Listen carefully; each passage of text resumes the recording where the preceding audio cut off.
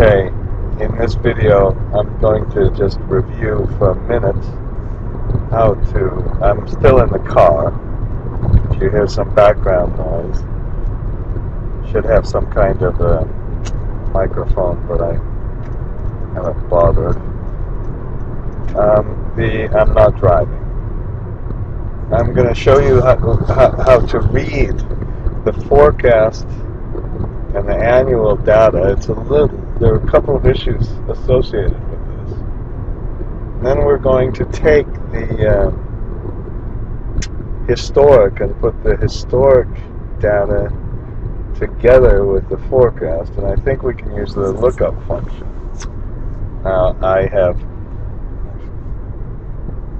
a person in my class said, "Oh no, lookup function makes a heavier model. You have to say amounts heavy than matched together with the index."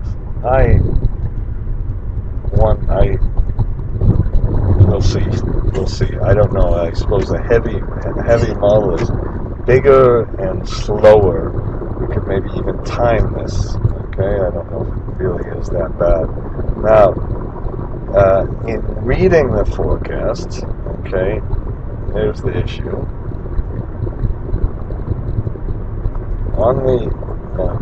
I go to the base sheet, and in the base sheet, there's a URL for the month-by-month forecast. They have this big number that scares me. Big number scares me because I think, oh no, that's going to be a change every single time we read the forecast. Now, there's also a big number for this. There's another file called the annual forecast. Now, if you can't find this annual forecast, what you do is you right-click just whenever you're just about to hit download the Excel to your computer. You right-click and just copy and paste the URL. I'm not doing this right now because I'm not online. That's the URL for the annual data. And I named this, I put a range name on here called URL annual. Now over on the side, I collected some of the forecast data, which used to only be in PDF form, and they only recently made it in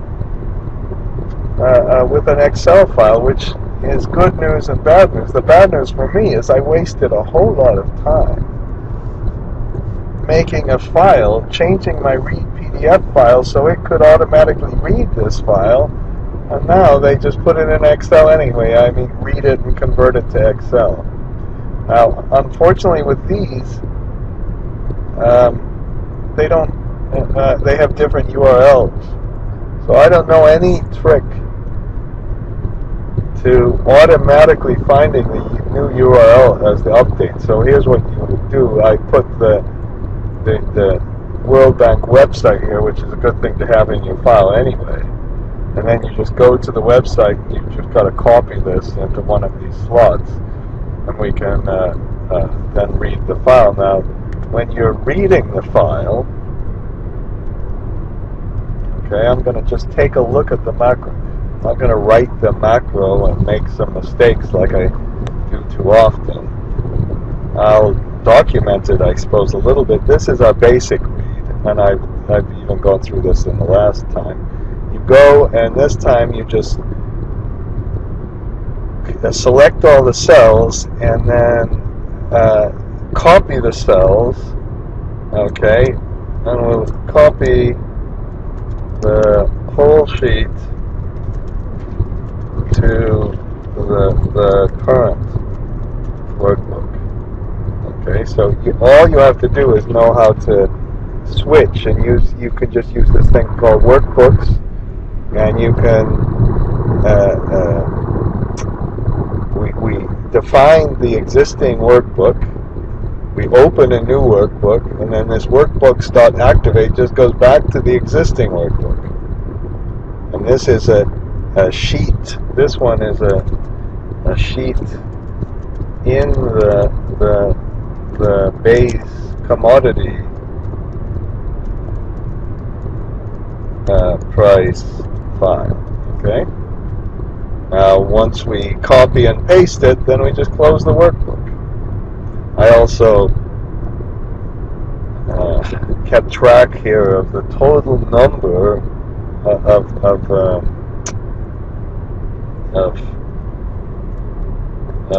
rows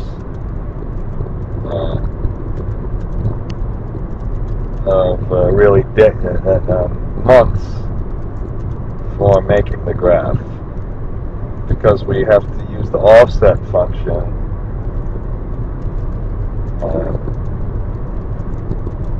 Okay, that's what we did there. Now, when we read the annual file, it's a little tiny bit trickier.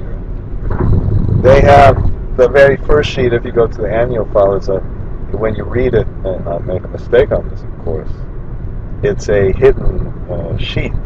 So we actually take the second sheet from this annual file, and then I copy it. That's the nominal data.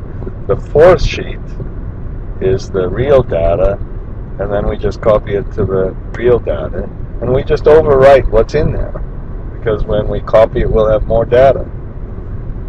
Okay, and then when we read the forecast, it's almost the same thing. It's even easier. And we just make a URL. We name the URL forecast. Remember, the real problem with this is I don't yet know how to automatically do this without manually changing the URL. I'm just repeating this a little bit. Okay, and so I'll just document a little of this. Copy to the current workbook, and then we select it. Now, of course, when they do this analysis, what you'd like to do, the result of these copy and pastes are here, is the annual nominal price, which goes all the way back to 1960. That's beautiful. Real price is even better. We can really very quickly look at this. When I have a class, I often say, well, if you want to make a quick graph, you just shift control down on F11. Of course, F11 is the best shortcut key, and there are a lot of tricks with F11. Alt-L deletes the graph. Now, in this graph, here's the kind of nice thing. It's got a little symbol associated with each one of them, and here's why that symbol is so important. Is this symbol, and when you read this one in, I'm going to have to press Control A, I think, to get the whole sheet. Alt-O, column unhide. That's how I do it. It's very ancient. FC Coal Australia, FC Crude, let's see, where FC Crude Petro. Let's see if this is FC, K Crude, K Crude Petro, and here we have this is the forecast. Forecast is the forecast. K Crude is the K Crude. Now the good news about this is we can use these to match, because unfortunately, if we look, for example, Coal Australia, they're not spelled exactly the same way. Coal Australian, and this is Coal Australia. So we need to get the forecast and the actual together. Now, all we have to do is hope that we have the same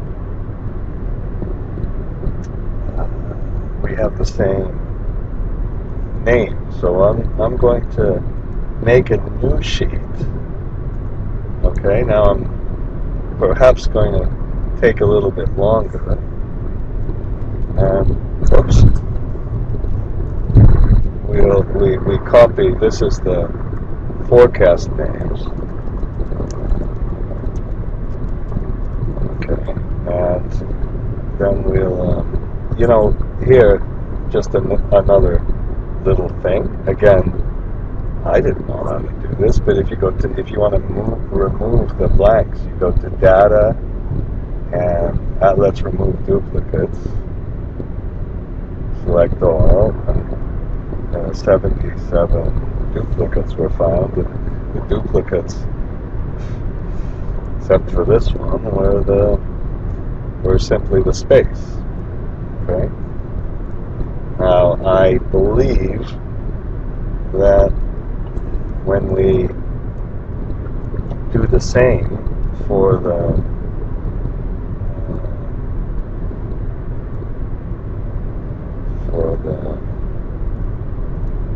annual prices, so let's copy these, all of the yes, this is the annual real.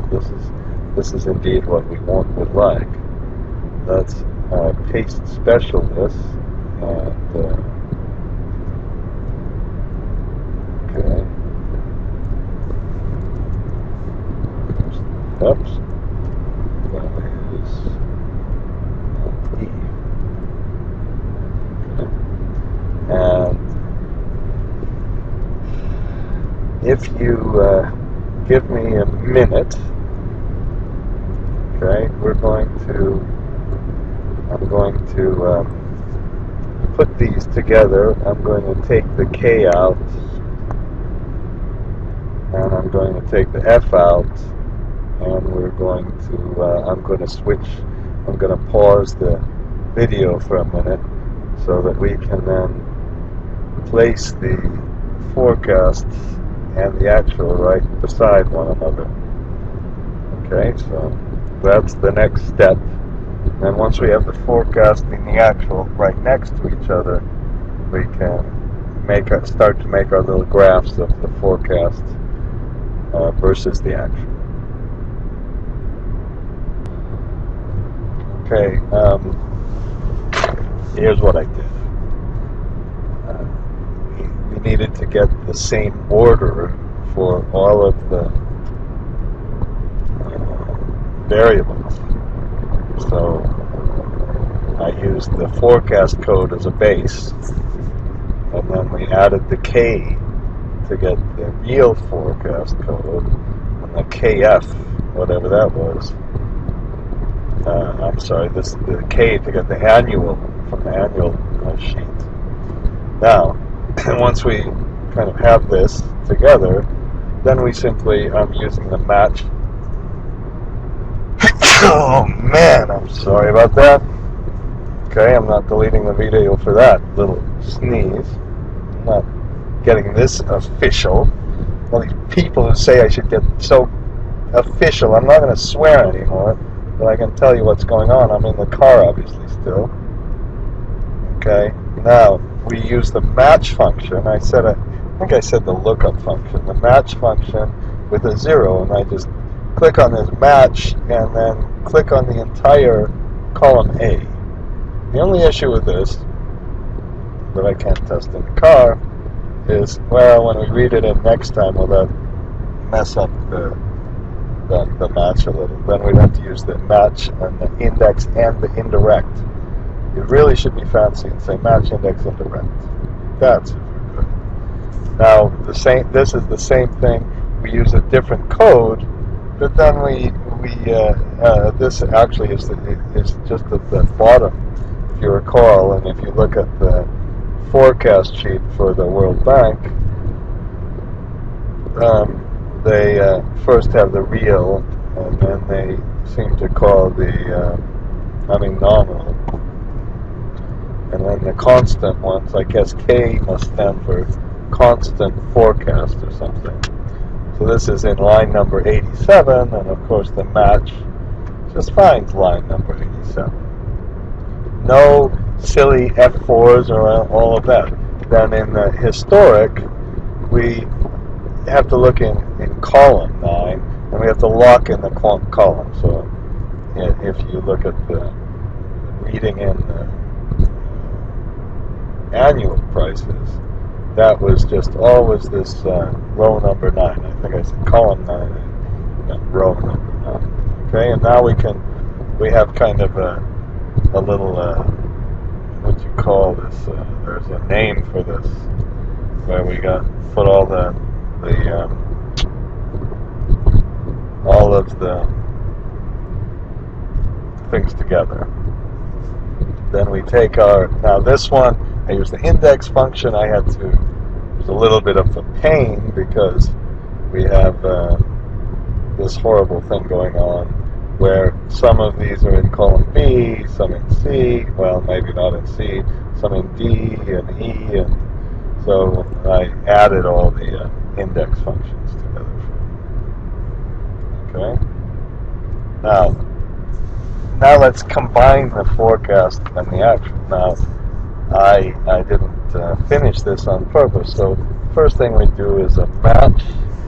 So if we want just the forecast, I put the year in, excuse me, first. And then we're going to match this year against, in the forecast, simply we'll match this year against the year up at the top. Shift spacebar, and I could put comma 0, and maybe I'll put comma 0.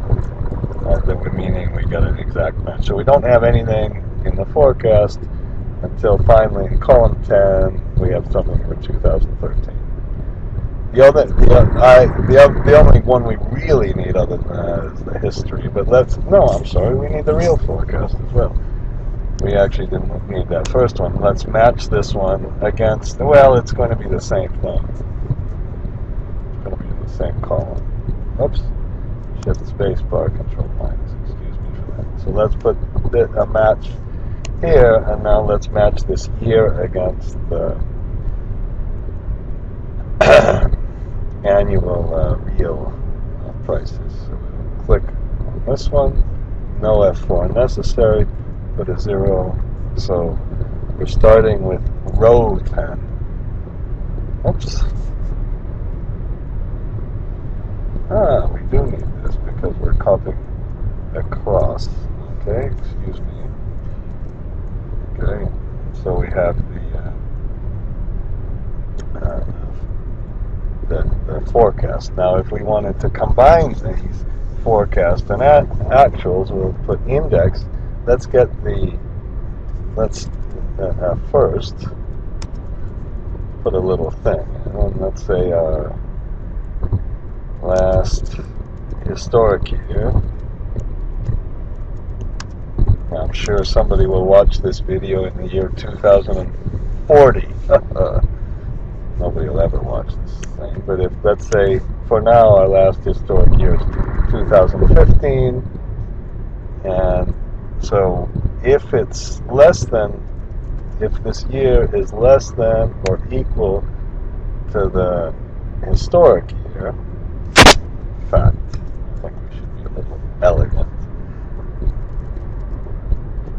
This one doesn't really matter, but let's just use a switch, the same sort of switch we use in anything. Okay, and we can then just say if it's true, then we'll use the index. Now, then if we're using the real index, let's be a little careful. And the first thing we'll do is, because we have the entire row in the column, we'll use this. Now, these heavy people, we'll talk about being heavy or light, might say maybe this index is not efficient to take the whole sheet. And I've never tested that. To test that, we could kind of just do a piece of the sheet or the whole sheet. Now we need the row first, and the row comes from this one. We better press the F4 twice, or however many times, 3 times, I guess. And then the column is the real history here. And we just press the F4 like this. Okay, and let's just make sure that worked. So we had nothing here for coal Australia, and then we had some numbers, and then we switched to false. Let's press Shift Control 1. Okay, and then now, if it's not that, we'll put index And then let's go to the forecast sheet. Okay. And again, click on the entire sheet, and then lock it in with the F4s, and then go back and use our match and index again, but this time we'll use the for the row number. The row number is over here. This is the real forecast, of course, but F4 now 3 times. I think I'm allowed to say F4, and now the column is this one, and the F4 twice. Okay, Shift Control R, because I have generic macros open, and now we have the forecast and the actual together. To finish it off, let's just select all the way down, Control D, Control R. Shouldn't have done that yet, because we should have locked in J very first time.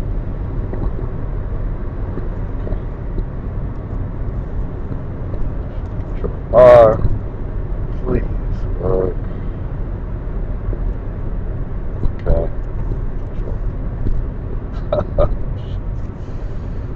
Okay.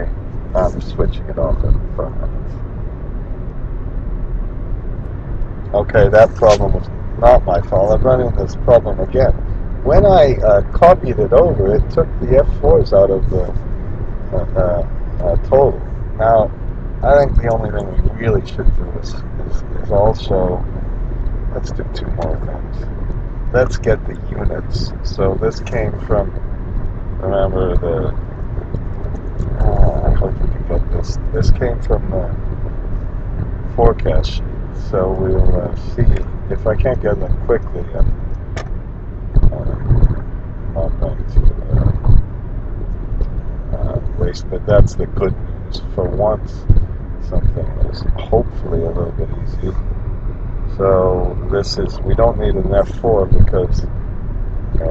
because we're going to put them in columns.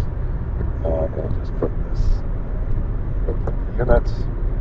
And finally, let's show when the historic period starts and the future period ends. And this is with the conditional formatting. Always go to new rule, almost always. And so good, you go to use a formula. We need to use the mouse. I don't know how you do this without the mouse. And I go to the upper left, and we're going to say when this number, and press the F4 key to just get it on the row, equals true. I don't know if we didn't really need the true, but for me it seems a safer way to do that. And then you fill it with a color. And that is so we see when the forecast changes to the actual. Okay? And now we're really ready to make a graph of any of these numbers. I'm saving the file, and I'm stopping the video. This file will be on the website. I don't have my website here up, so I won't show it to you, but it'll be on the website under the read from the internet. I think that's what I'll put it. It's really our databases.